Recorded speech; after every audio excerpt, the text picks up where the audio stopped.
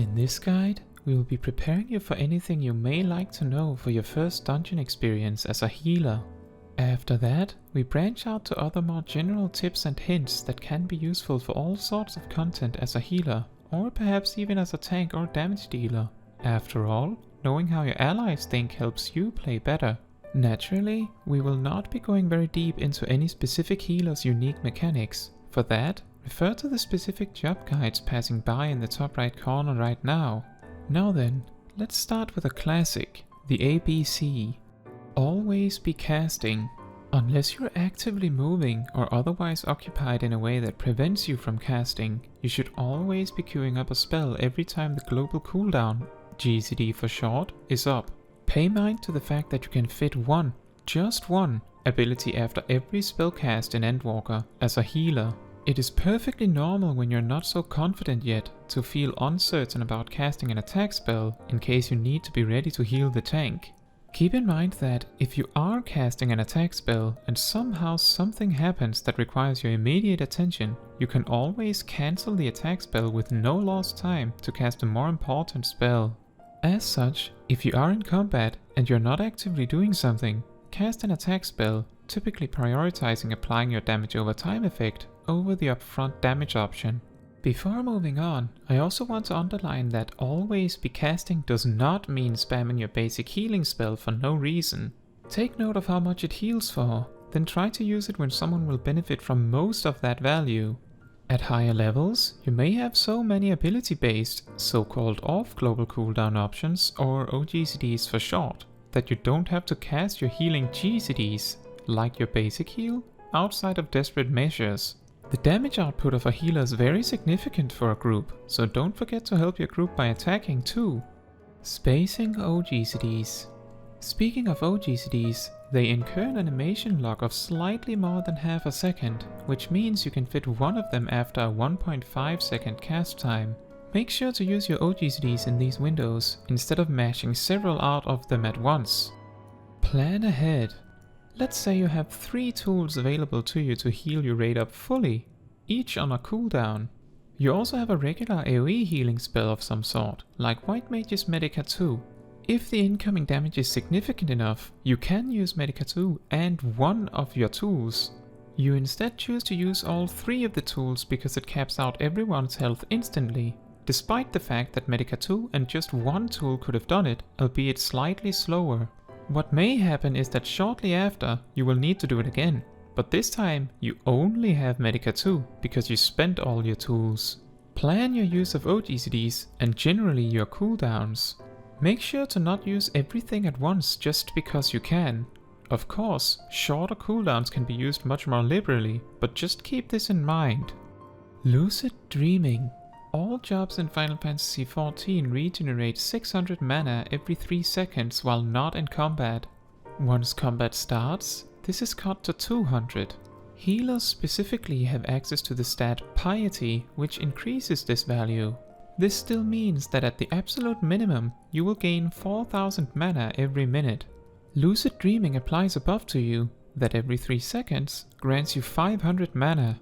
This equates to 3500 mana over 21 seconds, but it is also equivalent to adding 3500 mana per minute to that minimum 4000 due to the cooldown of Lucid Dreaming. When your mana is below 7000, if you are always casting, you should have no worries about wasting any of the mana Lucid Dreaming grants, and so can use it on cooldown. Do not treat Lucid Dreaming as some sort of emergency button when you are already out of mana. Make sure you use it regularly. Esuna and Debuffs. Esuna is an extremely important spell to understand. When cast, it removes one removable debuff from your target. You can tell that a debuff is removable by the blue line over it. Some examples of important to remove debuffs include Doom, attack speed slow. In certain situations the heavy debuff, which is a movement speed slow. Sometimes, removing damage over time effects can be beneficial too, if the damage is very heavy. Dungeon pulls. While healers themselves rarely ever should be responsible for pulling in a dungeon, due to the tight teamwork between tanks and healers, it is very much worth it to plan around pulls. There is a lot to think about, from before the pull starts, to when to enter the fight, and then how to deal with the pull, even as a healer. First, keep in mind that your mana regeneration is 600 per 3 seconds while not in combat, so if your mana is low, you can benefit a lot from joining combat late. That's a weird thing to say. What does that mean? Well, if you avoid healing the tank or anyone else in combat while the tank is pulling, you will not enter combat unless you're a scholar. In that scenario, your fairy's healing will drag you into combat. This does include heal over time effects. So if you want to recover a little extra mana before combat starts, then you can do this by intentionally waiting extra with healing the tank, or attacking enemies for that matter.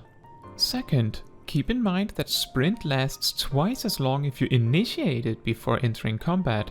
Given that your most important task is to stay within range of the tank, you will benefit from using sprint either immediately after the tank or just before the tank enters combat, such that you certainly will sprint for longer than them.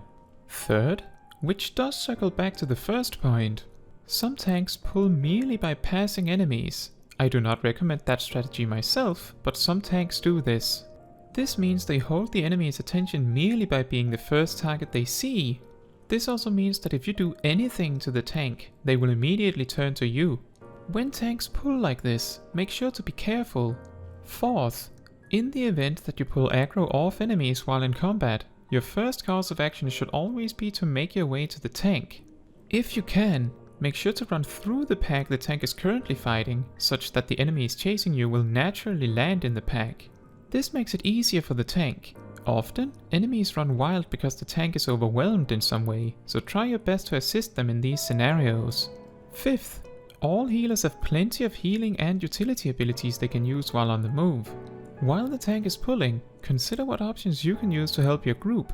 Apply damage over time effects to all the enemies as you run. Perhaps you have a shielding ability you can apply preemptively to the tank. Anything that helps without stopping your dash. And finally, sixth, try to learn how your tank pulls in each group. How long do they normally spend on getting aggro on each pack? How many packs do they pull? Things like that. The faster you learn their rhythm, the easier it will be for you to plan around it. Healing in a raid context.